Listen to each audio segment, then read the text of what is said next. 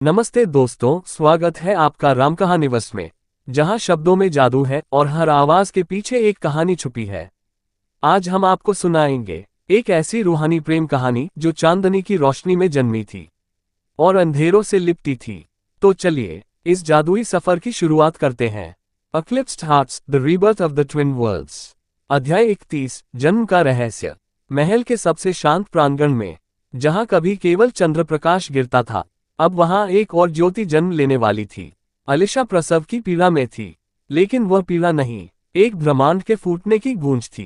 तत्वों की हलचल। जब अलीशा की चीख गूंजी, आकाश में बिजली चमकी, पृथ्वी कांपी, नदी उल्टी दिशा में बहने लगी और वायु रुक गई। गुरु बियान ने आंखें बंद कर ली और बोले, ये कोई सामान्य जन्म नहीं, बल्कि तत्वों की अगली पीढ़ी का आगमन है।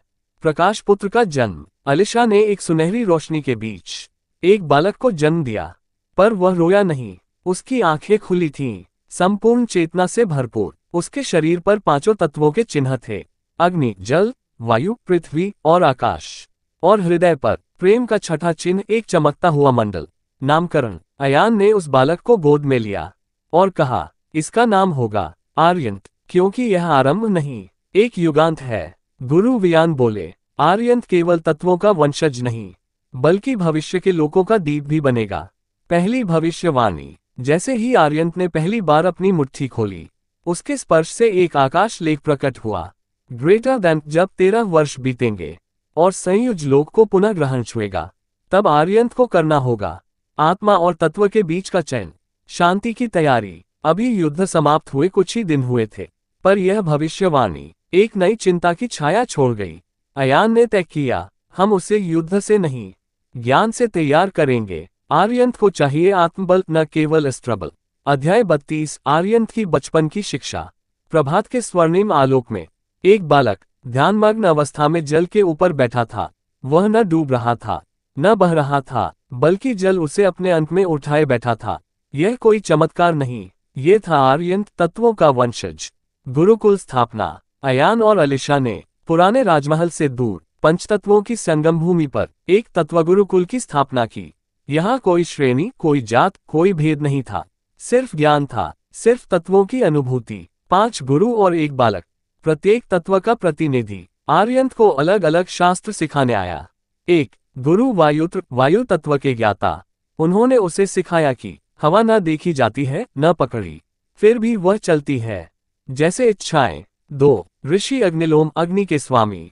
उन्होंने उसे सिखाया, क्रोध और शक्ति दोनों अग्नि से उत्पन्न होते हैं, कंट्रोल ही असली युद्ध है। 3 महर्षि जलकांत, जल के ज्ञानी, जो कहते थे, अगर तुम बहना सीख जाओ तो कोई बांध रोक नहीं सकता।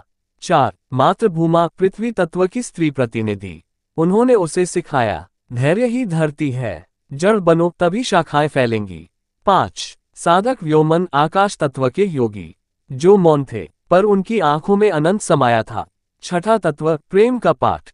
हर दिन की शिक्षा के अंत में अलीशा स्वयं आती, आर्यंत को गोद में लेकर कहती, प्रेम सबसे गूढ़ पाठ है, जिसे कोई नहीं सिखा सकता, उसे सिर्फ महसूस किया जा सकता है। आर्यंत की विशेषताएं।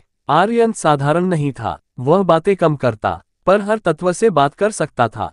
वह पक्षियों की भाषा समझता था, जल की लहरों को शांत कर सकता था, और वायु से संवाद कर पेड़ों से संदेश मंगवा सकता था। एक अदृश्य दृष्टि। पर एक दिन गुरुकुल की चारदीवारी के बाहर एक रहस्यमयी आंख उसे देख रही थी। वह आंख कोई सामान्य दृष्टि नहीं थी, वह थी प्राचीन अंध तत्व की, जो कभी निशाकाया से भी अधिक खतरनाक थी। वह बुदबुदाया, तो यह है वह बालक जिसे हमें तोड़ना नहीं, बल्कि भ्रमित करना होगा। अध्याय 33, अदृश्य आकर्षण। प्रकृति की गोद में खेलता हुआ आर्यंत अब 13 वर्ष का हो चला था। उसकी आंखों में आकाश की गहराई थी, चलन में जल की शांति, पर भीतर कहीं कुछ अज्ञात, अधूरा, जैसे कोई स्वर जिसे वह सुन तो सकता था, पर समझ नहीं पाता। अचानक एक दिन गुरुकुल के पीछे, जहां वनों की सीमा संयुज लोक से परे जाती थी, वहां एक परछाई आई। वह परछाई नहीं, एक लड़की थी, काले केश, नील आंखें, और पैरों के नीचे धरती नहीं पड़ती थी, वह तैरती हुई चलती थी। आर्यंत उसे देखकर चौंका, पर भय नहीं हुआ, बल्कि जैसे कोई अंतर्ज्योति भीतर जल उठी। पहली भेंट। तुम कौन हो? आर्यंत ने पूछा। लड़की मुस्कुराई, मुझे नहीं पता, उसने कहा।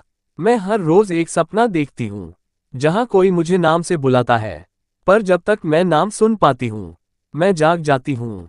तो क्या मैं तुम्हें कोई नाम दे सकता हूँ? आर्यंत ने कहा। लड़की ने सिर हिलाया। नेहावी, आर्यंत ने कहा, क्योंकि तुम्हारी उपस्थिति में हृदय में एक नेह बहने लगता है। गुप्त मिलन। आर्यंत और नेहावी रोज मिलने लगे। कभी चुपचाप जल के किनारे बैठते, कभी वायु की लहरों के साथ दौड़ते। नेहावी उसे चीजें दिखाती जो संयुज लोक में नहीं थीं। चमकते फूल, उड़ते पत्थर और एक पुराना ललाट चिन्ह जो सिर्फ जल पर प्रतिबिंबित होता था। गुरु वियान की चिंता। गुरु वियान ने आर्यंत की आंखों में अद्भुत ऊर्जा और रहस्यमय थकान देखी। उन्होंने अयान और अलिशा को बताया, आर्यंत का तृतीय नेत्र जागने की कगार पर है, पर यदि उसने किसी अनचिन्हित तत्व को आत्मसात किया तो वह प्रकाश नहीं, भ्रम का बंदी बन सकता है। नेहावी की सच्चाई। एक रात जब नेहावी और आर्यंत एक गुफा में गए जहां आवाजें गूंजती थीं, नेहावी ने कहा, मेरे स्वप्न में एक आवाज बार बार कहती है, तुम अंध की संतान हो, प्रकाश के पुत्र को भ्रम में डालो। वह कांप रही थी, पर मैं ऐसा नहीं चाहती आर्यंत, क्योंकि तुम मेरे पहले असली सपना हो। उसकी आंखें डबडबा गईं। आर्यंत का उत्तर। आर्यंत ने उसका हाथ पकड़ा और कहा, भले ही तुम अंध की संतान हो, पर अगर तुम्हारे हृदय में प्रेम है तो तुम प्रकाश की उत्तराधिकारी बन सकती हो। नेहावी रो पड़ी और उसी क्षण उसके ललाट पर एक छठा चिन्ह उभरा जो जल, अग्नि और आकाश से बना था। परंतु दूर कहीं एक गर्जना गूंजी, नेहावी, अब तुम हमारी नहीं रही। तुमने प्रकाश का स्पर्श कर लिया है, अब तुम एक युद्ध का कारण बनोगी। वह आवाज अंधलोक से आई थी और उसका अर्थ था, एक नया ग्रहण निकट है। माय डियर व्यू, आप इस चैनल के वीडियो को देख रहे हो मगर सब्सक्राइब नहीं कर रहे हो। मैं वीडियो बनाने में बहुत मेहनत करता हूं, उसके लिए मेरे मेहनत के लिए सब्सक्राइब करो और बेल आइकन दबाओ।